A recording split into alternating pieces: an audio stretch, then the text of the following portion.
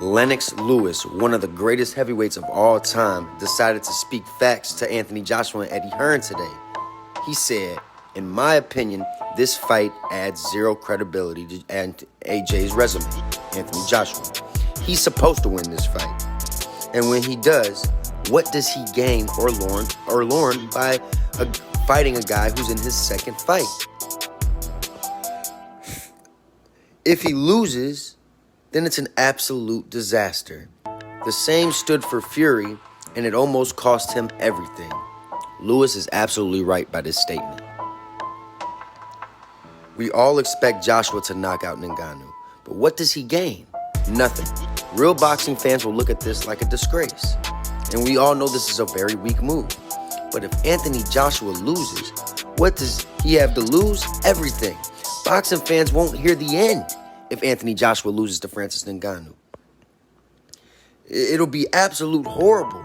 UFC fans will hold this against us for a very, very long time. Lewis then went on to say, if AJ beats Ngannou, which he should, does that elevate him to a shot at undisputed versus the winner of Fury Usyk? And if so, we don't want to see Usyk versus Joshua 3 because we saw what happened in the first and second fight. Usyk was too good for him.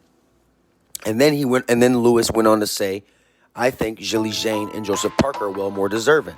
And of course, Eddie Hearn fired back, trying to defend his fighter and telling, Lennox Lewis to enjoy greatness. But Lennox Lewis is absolutely right.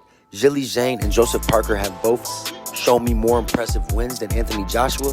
Beating Otto Wallin and Robert Helenius virtually means nothing to me. And on top of it, you're fighting a UFC fighter in your third fight. And now people are considering you one of the best heavyweights out there. I mean, this is ridiculous. I'm pulling for Anthony Joshua for the sake of boxing, but this is absolutely despicable. Switching topics, out in Saudi Arabia, they really want to make Tank versus Devin Haney happen. And man, it could possibly happen in 2024. But of course, Devin Haney disrespected Gervonta Davis for good reason today, letting him know, you can't even leave. You can't leave the country. So how is this fight in Saudi Arabia ever going to happen? How is Gervonta Davis the face of boxing when the man can't even lead a state?